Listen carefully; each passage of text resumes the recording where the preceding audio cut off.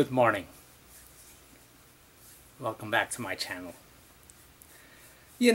I don't know why, but some people, just because I posted a couple of videos of segmented turning, think that I have all the patience in the world, and nothing could be further from the truth. And that's why I don't do enough segment turning. But on this one, I think I was challenged to a duel. Well, Sam Angelo, amazing wood turner. He did an urn combination on a bandsaw, and he did it out of slabs of wood slapped together to create a hollow form vessel. The idea behind it was that he would cut out each one of the staves on the bandsaw outside and inside, and therefore when he glued it back together it would be all hollow inside. My comment was that you can do the same thing as far as not having all that hollow out in a segmented form. So his response was, "Al, I've seen you on Facebook," and he thinks that I'm a segmented turner for some reason. And now, let me back up. I love segmented turning done by other people. I love the art. I love what the capabilities that you have with it. I like what you can develop with the system. But really, I am not that patient of a person. So anyway, without much further ado, let me explain what Sam did. And don't forget, go check out his channel as well. Now, I drew it up. I drew up more or less what Sam had. This is half of the vessel here. I didn't want to draw two halves because I would be off. But anyway, the brown line kind of indicates, and it's not exact, but it indicates more or less the shape that Sam created with his pieces. And what he did is he had multiple slabs going straight up and down, making the whole width of the bowl, then took it apart and cut it in a bandsaw more or less to this shape. To do it in segmenting, there's many options, and that's the beauty of segmenting. You're not limited to a specific thing. And no matter what I do, segmenting is going to be a very different look from what Sam did. So I am not in any way taking anything away from what Sam did. What he did was beautiful, and I can only hope that this comes remotely close to what he did. The orange lines over here represent if I was doing it in compound segmented combination, compound segmented and regular rings. So if I cut a board roughly to this length and make my angles, when I glue it together I can form this base shape. To make this transition, now the shape of your piece is determined by the thickness of your board. The thicker the board, the more flexibility you have for profile. Now I think I'm going to be doing this one out of epay as well. And the epay that I have is only 5/8 of an inch thick. So I am very limited to how much flexibility I have on this with 5/8 inch. 1 inch would be really, really nice to use on something like this. So if you see this line, this is the indicator of the board, the orange over here. For the base, what I have to do is make a recess like that, and the base piece, whatever it is, will have a little tenon to fit into that mortise that will be on the base over here. It will fit inside and overhang on the bottom, and this will be what you see, shaped to the rest or the continuance of the outside of the vessel. So therefore, this is what I'm going to be working on. I told Sam that I was going to put one up, probably my next project, and give him the credit for it. So Sam, here's my version of the segmented, in this case compound combination, regular ring, segmented urn without hollowing up, having a lot to hollow up on the inside. Now there's also another advantage is once I make this base up to here in 2 halves, I can true up this part and not rely on coming in through a small hole like that, because this will be glued on. So what if I do it all in advance or do it in stages? The end results will be the same. So whichever way makes it easier will be to make it into halves like this, up to this point right here, shape this somewhat inside and out, add these 2 rings, true that up to continue the shape of the design. I can add this ring to it, do that as well, and then just have this little piece on the top to concentrate and make a nice smooth transition between the 2. And therefore, I can even sand these in between as I'm going along and give it a good finish both inside and out. So there are advantages to doing this way, just a lot more work involved than what Sam did. There's no question about it. So this is going to be done over maybe 3 videos. That's what I envision on it. 3, maybe 4 videos. And I will try to keep them short. I will fast forward through a lot of the processes. I will talk about the process on what I'm doing and then just zip through it and go to the next stage. When I start gluing, I will talk about the glue and zip it through.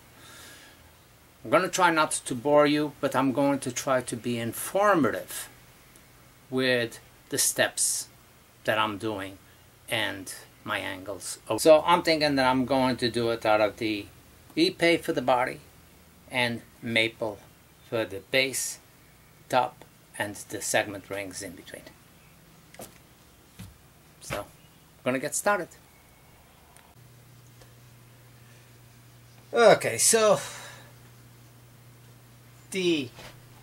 looking at this drawing,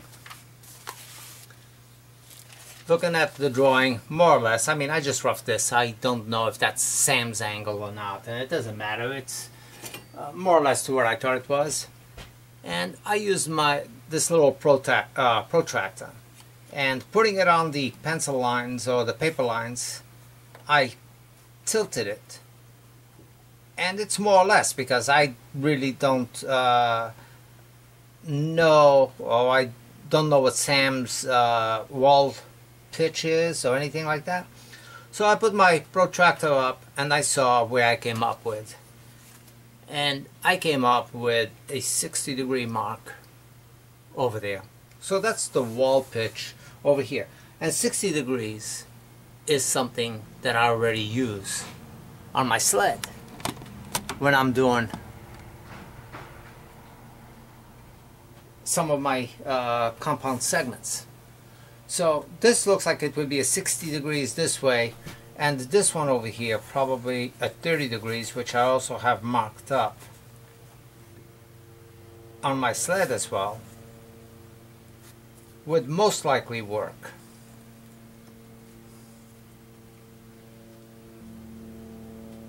Well, I mean, that looks like a 40. I don't have anything that's 40. So I'll make it close enough. It will be a little bit more slant, and I'll go with the same marking. So I'll make a 30-degree ring for here, a 60 for the bottom, and flat rings for this, and anywhere else that needs it. So I made the first sacrificial cut, and based on this, if it's 12 segments and basically I need about 2 inches, 1 3/4 inches diameter here, roughly. I'm not doing calculations again, to come up with about a 5-inch ring, if I'm not mistaken, at the top. So let me see how that works. I'll make one and give it a test.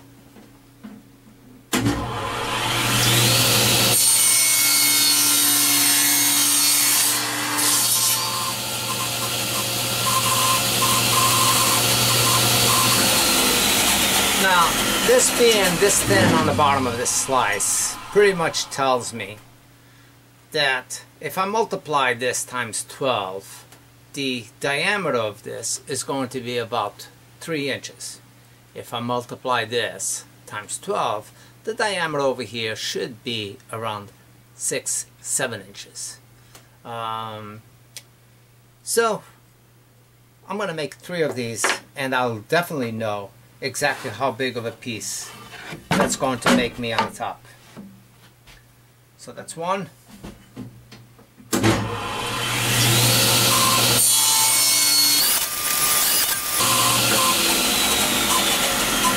Again, I'm stopping at 1/4 of the total pieces and putting these together like this.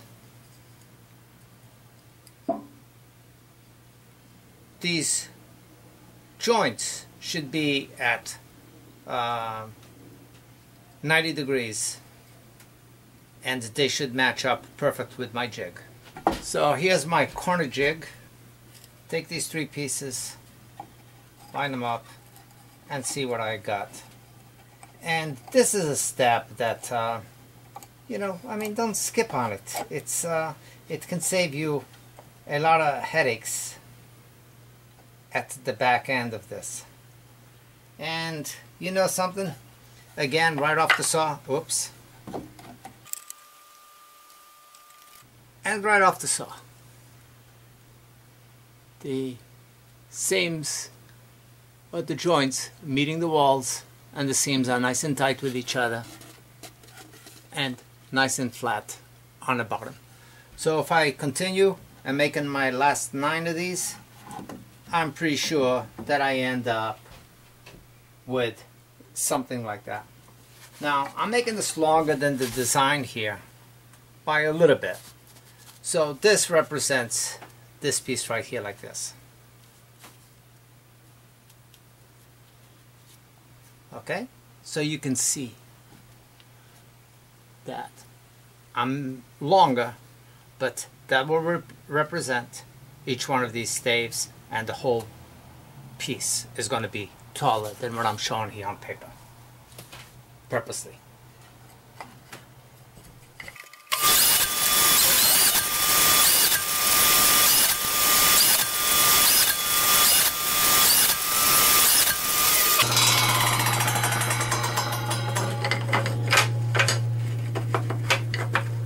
So here I have my 12 base staves. Put this to the side. While I'm going at it, I'm going to grab another piece of wood, change my miter, and start making my top return, which will be, these are much shorter than this piece, so I'll get a board that's just a little wider than this and make those. So let me see what I got. And I want to do the same wood. Now I got a piece here, and of course I have the tongue on it. I should have, when I had the saw going, cutting these off, I should have taken care of this as well. So either way, I got to reset the saw for this. So first thing I want to do is bring this back to 0 and cut off that tongue and true up both sides.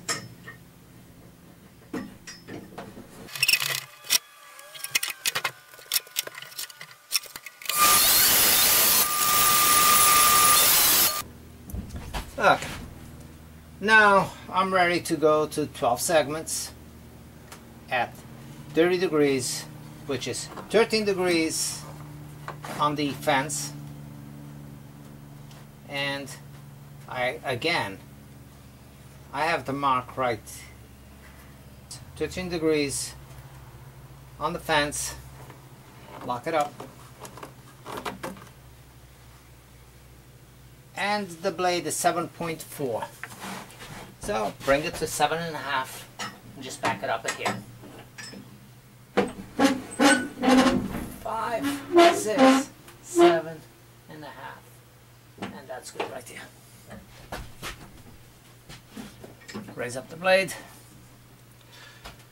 Now the length of these pieces, well, I know that they got to come up and somewhat match this side size more or less, because it's going to be following this size, because this transition over here is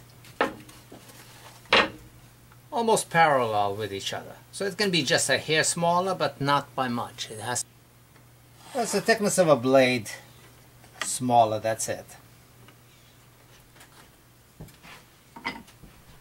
So I'm ready. Make these 12 pieces.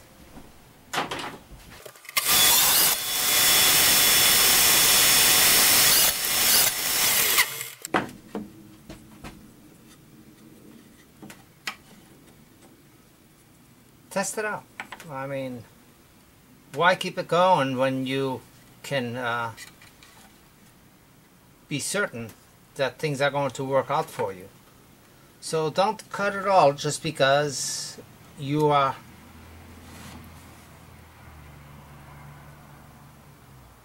sure that it will work out in your favor. But in my case, I got a slight difference, and this is where you can see I got a very slight, but it's there, slight gap on between this stave over here. I don't know if it will close up, so if it doesn't close up, then I have to modify something and make a small adjustment to my angle. I'm tight here, tight there, but not tight enough. On the bottom, can you see that? Can you see that little gap? This is what I'm trying to eliminate. So if I had done them all, well, I would end up with quite a discrepancy by the time I got all 12 of them. So the problem is I'm a little bit opened up on the bottom. So that means that I want to leave a little bit more wood on the bottom. So I want to advance my fence just a hair, not even a tenth of a degree. But had I trust my scratch mark over here, which I did, a scratch mark when I did this last time, I would have been fine. So I'll recut this area right here and make all 12 of them.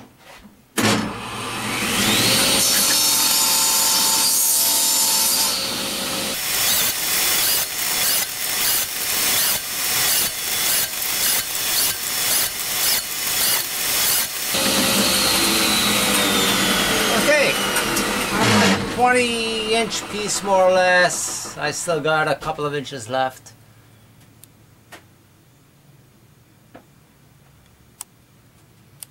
So the first 3 that I made up, which were slightly off, I'm not using them. Discard those.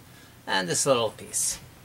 Now normally I would save this, but I got so much wood of this wood in here that doesn't make any sense. So here on my 30-degree piece for the top. Put these aside.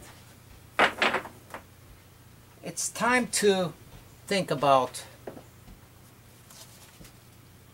these two rings.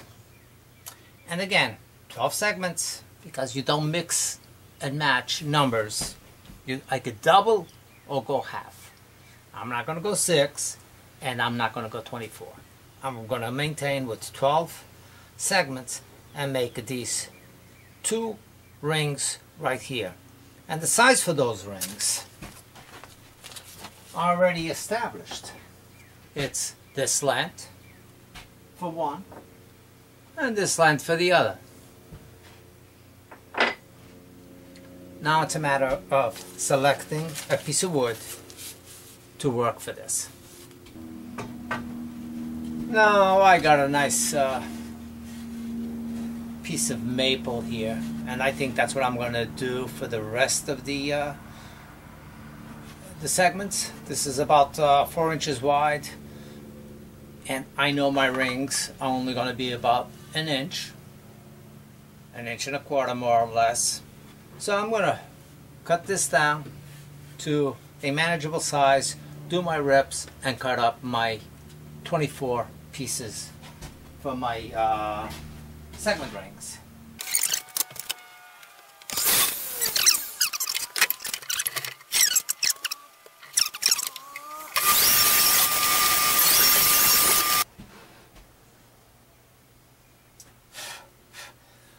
Now, I want to make a 12 segment ring. There's no compound on the blade. It's just a matter of bringing this up to 15 degrees. 12 segment, 15 degrees.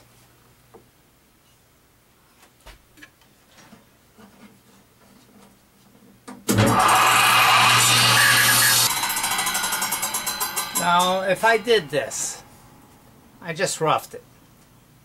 I know that on the inside I'm pretty close, but I want to have this overhang on the outside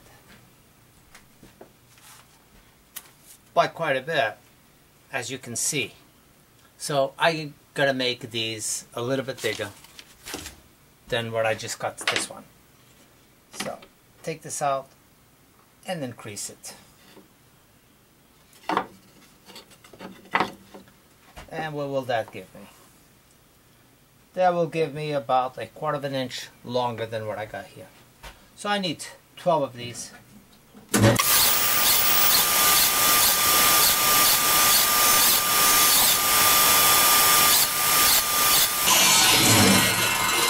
I did forget to do something, and that was to check and making sure that this still works, because the theory is the same as the other ones. I have a square here. If I put these rings together,